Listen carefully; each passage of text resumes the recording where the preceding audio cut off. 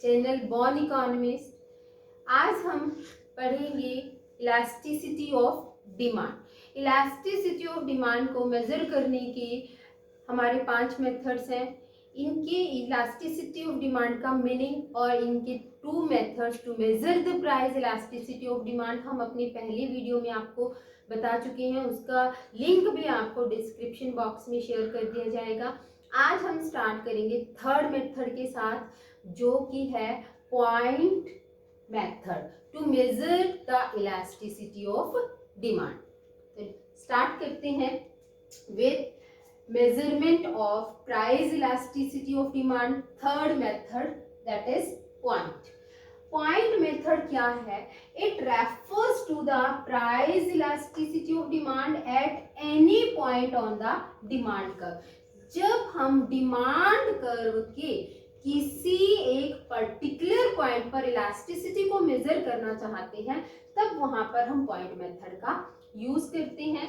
इसका फॉर्मूला है lower segment of the demand curve divided by upper segment of the demand curve. Demand curve के ये जिस point पर आपको इलास्टिसिटी को मेजर करना है, वहां से आपका होल डिमांड कर्व 2 पार्ट्स में डिवाइड हो जाता है। एक नीचे का भाग हो जाता है, एक उसके ऊपर का भाग हो जाता है।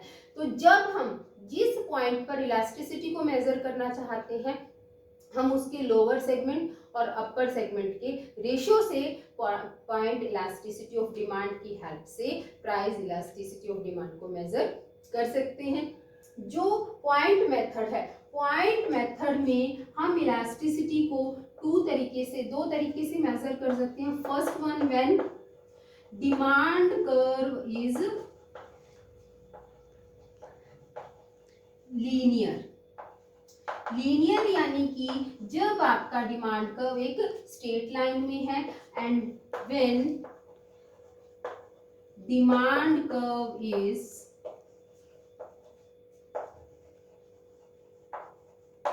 Of curve shape.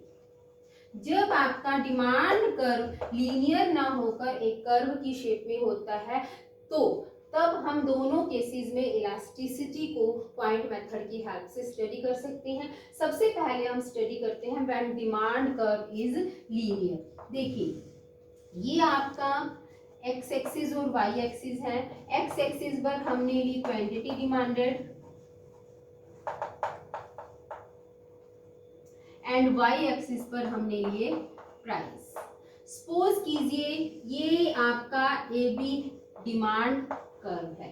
A B demand curve के यदि हम P को ये कहते हैं, this is the point P and it is the mid point. यदि हम एक मिड पॉइंट पर इलास्टिसिटी को मेजर करते हैं, तो इस मिड पॉइंट पर इलास्टिसिटी हमेशा 1 होगी। कैसे? देखिए, मैं आपको बताती हूँ कि हमारा फॉर्मूला क्या है। Lower segment of the demand curve divided by upper segment. यहाँ पर लोअर सेगमेंट क्या है? PB, और अपर सेगमेंट क्या है? PA।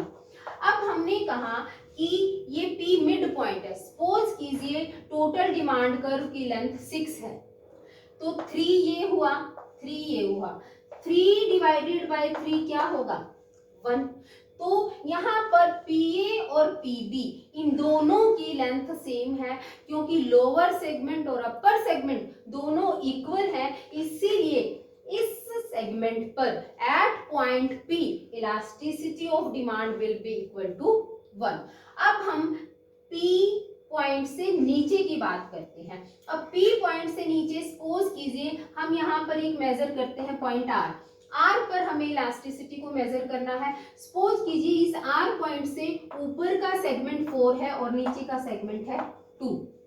अब देखिए इलास्टिसिटी एट R क्या होगी? RB upon RA। RB की वैल्यू 2 है, RA की वैल्यू 4 है।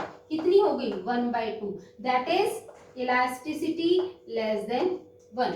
यानी कि जैसे जैसे आप पॉइंट P से नीचे की तरफ आएंगे, इलास्टिसिटी आपकी लेस देन 1 होती चली जाएगी, and at point P elasticity will be equal to 0, क्योंकि यहाँ पर लोअर सेगमेंट रहेगा ही नहीं, सारा का सारा अपर सेगमेंट हो जाएगा। ठीक, अब यदि हम P पॉइंट से ऊपर की तरफ मूव करेंगे तो इलास्टिसिटी ग्रेटर देन 1 हो जाएगी, क्योंकि P के ऊपर जो है ना आपका लोअर सेगमेंट बढ़ता चला जाएगा, और at point A elasticity is equal to infinity. दूसरा हम ये भी कह सकते हैं कि P पॉइंट पर इलास्टिसिटी 1 है, P से जैसे जैसे ऊपर मूव करेंगे 1 के ऊपर ग्रेटर देन 1, 1 के नीचे लेस देन 1 होते होते 0 हो जाएगी, और ग्रेटर देन होते होते इंफिनिटी हो जाएगी। ये था आपका measurement of elasticity of demand when demand curve is linear. Second है when demand curve, part B, when demand curve is not in a straight line. Straight line में नहीं होगा तो डिमांड कर्व कैसा होगा? Demand curve will be of a curve shape. Demand curve आपका एक curve की शेप में आ जाएगा, जैसे कि ये। सपोज कीजिए DD एक डिमांड कर्व है, इसके किसी भी एक पॉइंट पर इलास्टिसिटी मेजर जब आप करना चाहते हैं तो आप उस पॉइंट से, जैसे कि मान लो इस पॉइंट पर आप इलास्टिसिटी मेजर करना चाहते हैं C पॉइंट पर, तो इस पॉइंट से आप एक टेंजेंट ड्रॉ करेंगे।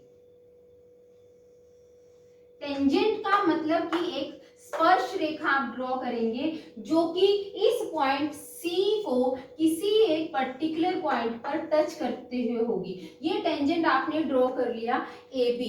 तब when the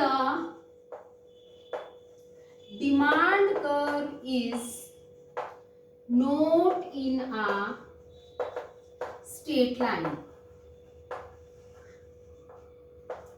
then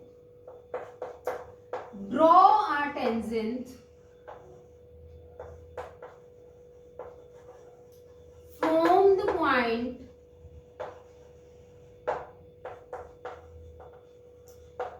at which you want to measure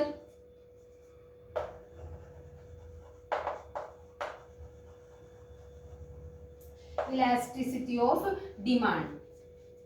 Here C is the point and AB is the tangent drawn. Now elasticity is equal to lower segment divided by upper segment. Lower segment divided by upper segment.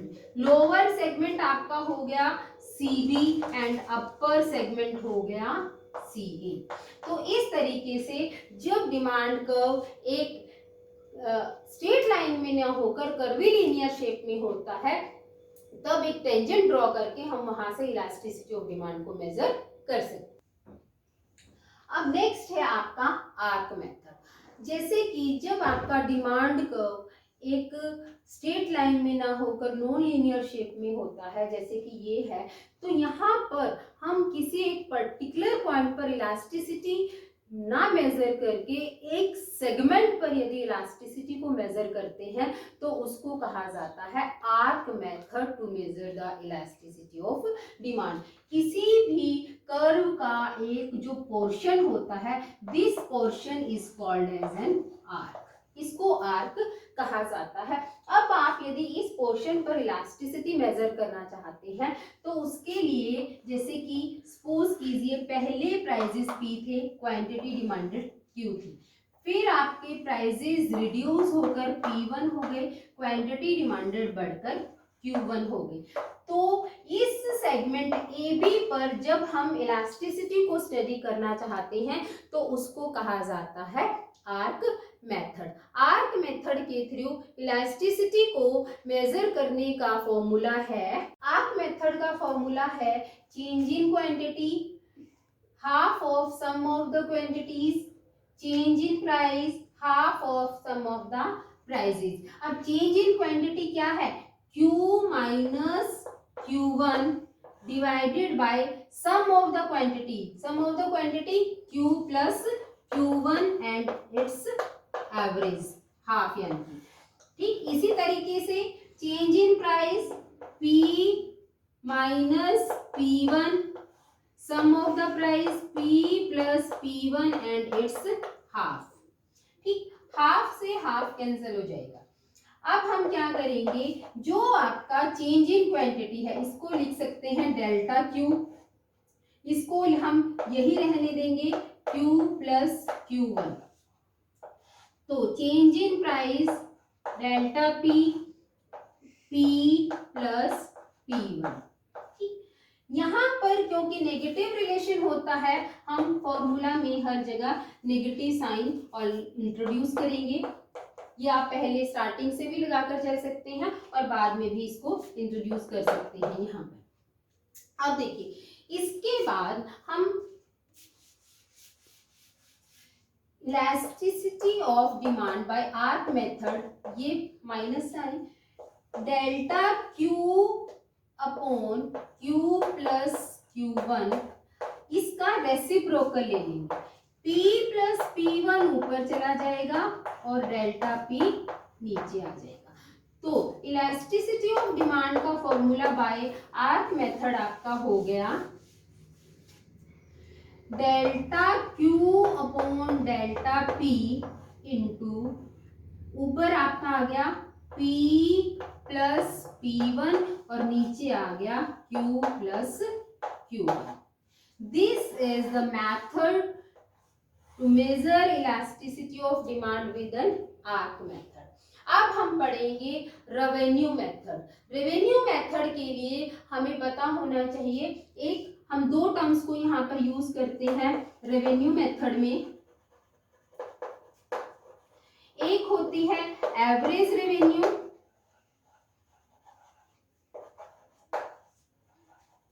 जिसको हम लिखते हैं AR। एक होती है marginal revenue, जिसको हम लिखते हैं MR। AR की मतलब आपने कितनी क्वांटिटी सोल्ड की और उससे आपको टोटल रेवेन्यू कितनी आई, उसका रेशो। और जो मार्जिनल रेवेन्यू आता है वो है भी टोटल रेवेन्यू में होने वाला change due to total quantity sold में होने वाला चेंज। ये वैसे पता होना चाहिए, इसको हम डिटेल में रेवेन्यू वाले कंसेप्ट में स्टडी करेंगे। यहाँ पर हम सिंपली इन AR और MR इन दोनों कंसेप्ट्स को यूज करेंगे। अब हम पढ़ेंगे रेवेन्यू मेथड। ये भी एक ग्राफिकल मेथड है। इसमें हमने कहा कि ये जो है AB लाइन, ये एवरेज रेवेन्यू को रिप्रेजेंट करती है और AN लाइन जो है ना, ये मार्जिनल रेवेन्यू को रिप्रेजेंट करती है। सपोज कीजिए हम इस P पॉइंट पर इलास्टिसिटी को मेजर करना चाहते हैं, तो हमने एक परपेंडिकुलर ड्रॉ किया PM और एक जो है ना यहाँ से हमने हॉरिजॉन्टल लाइन ड्रॉ की EP। ठीक है, तो बाय पॉइंट मेथड हमने स्टडी किया कि इलास्टिसिटी ऑफ डिमांड क्या होती है, lower segment divided by upper segment. क्योंकि हम P पॉइंट पर इलास्टिसिटी मेजर करना चाहते हैं तो हमारा क्या होगा PB अपॉन PA, जबकि रेवेन्यू मेथड से हमारी इलास्टिसिटी डिमांड मेजर करने का फॉर्मूला होता है average revenue upon average revenue minus marginal revenue, यानी कि AR upon AR minus MR। इस फॉर्मूला को हमने इसमें कन्वर्ट करना है, तो इसके लिए हम मैथमेटिक्स का सिमिलर और कॉन्ग्रुएंसी वाला फॉर्मूला अप्लाई करेंगे। हम मानकर चलते हैं कि सपोज कीजिए दो ट्राइंगल है, एक है ट्राइंगल PMB और दूसरी ट्राइंगल है AEP।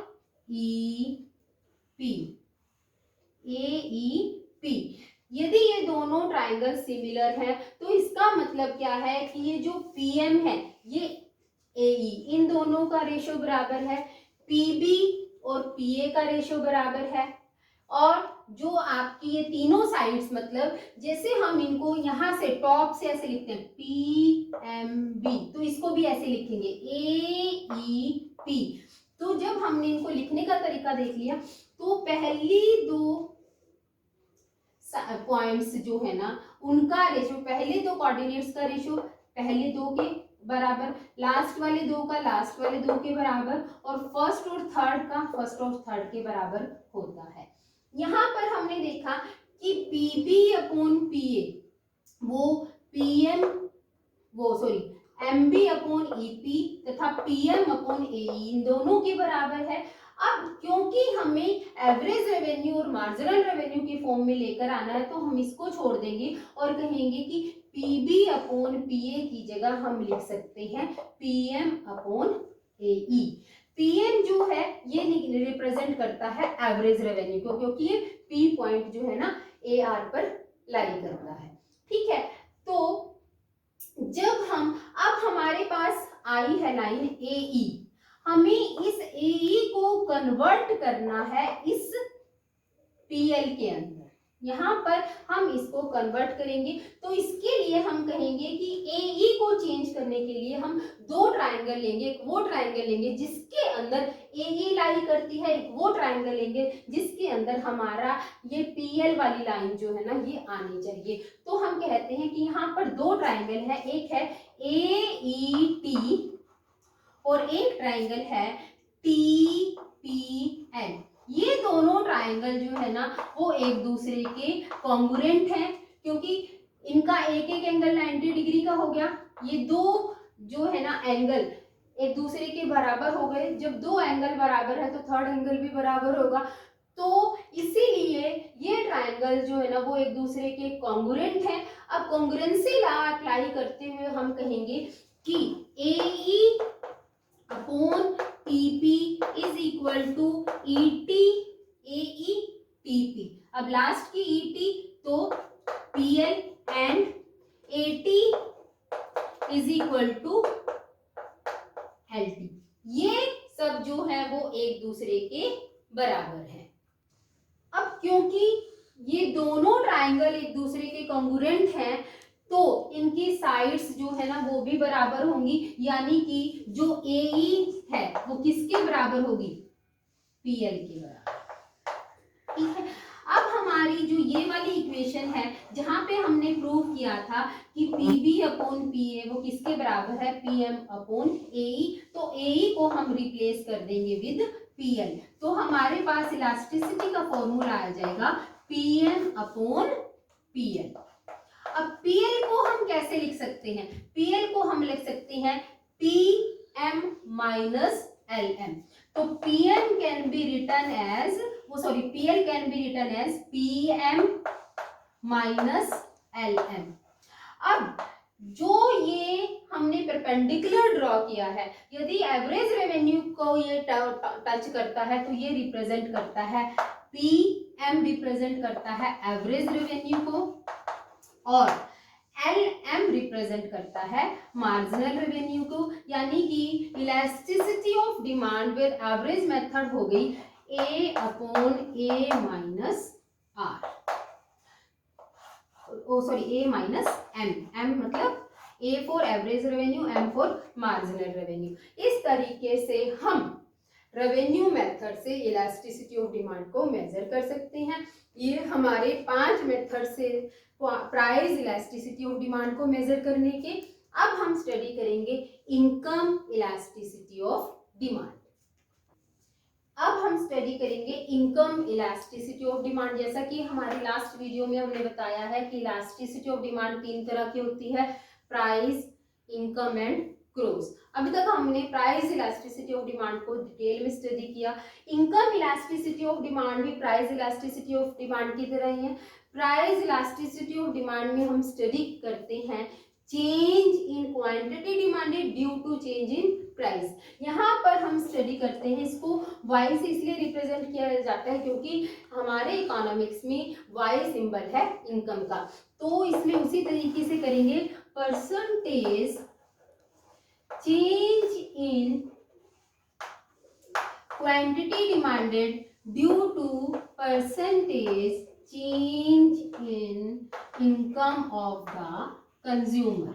अब देखिए percentage change in quantity demanded क्या होता है, delta Q upon Q multiplied by 100, percentage change in income delta Y upon Y multiplied by 100।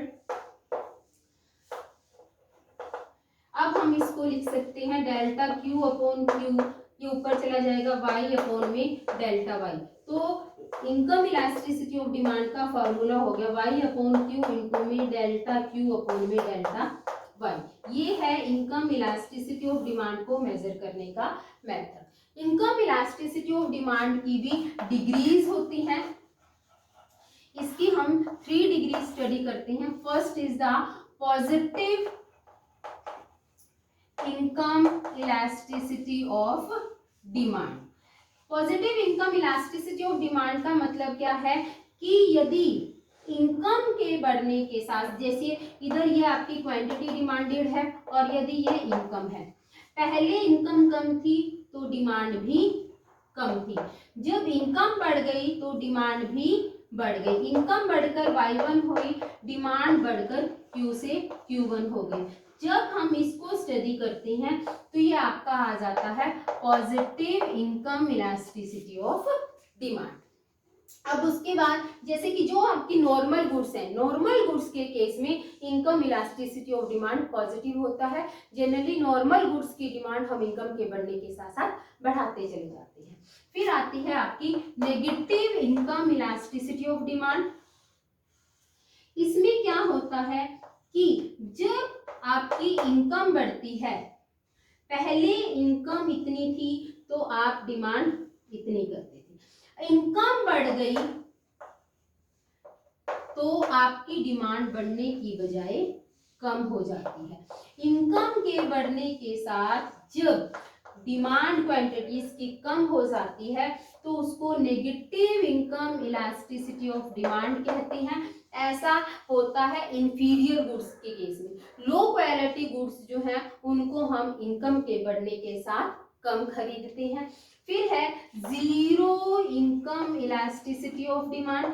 ये क्या होता है कि इनकम बढ़े या कम हो, क्वांटिटी डिमांडेड में कोई भी परिवर्तन नहीं आता। इनकम वाई थी तभी भी हम OQ क्वांटिटी परचेज करते हैं, Y1 है तभी भी इतनी खरीदते हैं, Y2 है तभी भी इतनी खरीदते हैं, और कम हो जाए तभी भी। ये होता है आपका नेसेसिटी गुड्स के केस में, like a salt, match box, ghee, oil, ये चीजें वो होती हैं, इनको हम इनकम कम होती है तभी भी लगभग उसी क्वांटिटी में परचेज करते हैं और इनकम ज्यादा होती है तभी भी। तो इसीलिए इस केस में इनकम इलास्टिसिटी ऑफ डिमांड 0 होती है। अब हम पढ़ेंगे last topic, the cross elasticity of demand. Cross elasticity of demand जो है उसको हम स्टडी करते हैं 2 गुड्स के केस में। वो 2 गुड्स जो इनका आपस में कोई ना कोई रिलेशन होता है, चाहे वो सब्स्टिट्यूट गुड हो चाहे वो कॉम्प्लीमेंट्री गुड्स हो। जब एक गुड की प्राइसेस में होने वाला चेंज दूसरी गुड यानी कि दूसरी कमोडिटी की डिमांड को अफेक्ट करता है, तब वहां पर हम क्रॉस इलास्टिसिटी ऑफ डिमांड को स्टडी करते हैं। ये होता है percentage change in quantity demanded of commodity X divided by percentage change in quantity demanded of good Y। ठीक है, 2 वस्तुएं हैं, एक X है और एक Y है। Y के प्राइसेस, सॉरी यहाँ पर आएगा प्राइसेस, Y के प्राइसेस में चेंज होने से X की डिमांड में होने वाले चेंज को, तो फॉर्मूला बिल्कुल ऐसे रहेगा, यहाँ पर सिर्फ हम X लिख देंगे। जो आपका प्राइस इलास्टिसिटी ऑफ डिमांड वाला फॉर्मूला था वही फॉर्मूला रहेगा, सिर्फ हमने क्या करना है कि इनको अलग अलग करना है। एक कमोडिटी आपको X दिखानी है, एक Y, उसमें हमारी दोनों कमोडिटी जो मतलब दोनों केस में कमोडिटी सेम थी, प्राइस और क्वांटिटी में भी। तो यहाँ पर आ गया डेल्टा QX अपॉन में QX टू PY अपॉन में delta PY। Cross elasticity of demand की भी डिग्रीज जो है वो 3 होती हैं। सेम पॉजिटिव होता है in case of substitute goods. Substitute goods यानी कि टी के प्राइसेस बढ़ने से कॉफी की डिमांड का बढ़ना। जब दोनों गुड्स के प्राइसेस मतलब एक गुड के ये जो है क्वांटिटी डिमांडेड ऑफ एक्स है और ये प्राइस ऑफ वाई है, वाई के प्राइसेस बढ़ने से हम वाई की डिमांड को कम कर देंगे और एक्स की डिमांड को बढ़ा देंगे। दोनों का एक सेम डायरेक्शन में मूवमेंट हो रही है, हम इसको कहते हैं positive cross elasticity of demand. Negative जो होता है ये होता है कॉम्प्लीमेंट्री गुड्स के केस में। कॉम्प्लीमेंट्री गुड्स यानी कि वो वस्तुएं जो इकट्ठी की डिमांड की जाती है, like as pen and paper, ठीक है ना, चॉक एंड बोर्ड जैसे मैं यूज कर रही हूँ। तो इसमें यदि का जैसे हम पेन और पेपर की बात करते हैं, पेन स्टार्टिंग में इतना था, अब पेन के यदि पेपर के प्राइसेस बढ़ जाते हैं तो हम पेपर खरीदना कम कर देंगे तो पेन की डिमांड भी कम हो जाती है। तो ये होता है आपका negative cross elasticity of demand. Zero मतलब जब नो रिलेशन, दो गुड्स हैं एक्स और वाई, उनके बीच में आपस में कोई भी रिलेशन नहीं होता तो उसको हम कहते हैं zero elasticity of demand, cross elasticity of demand. इस तरीके से हम इलास्टिसिटी को डिटेल में स्टडी कर सकते हैं। वीडियो को एंड तक देखते रहिए, लाइक कीजिए, शेयर कीजिए, सब्सक्राइब कीजिए। Thank you.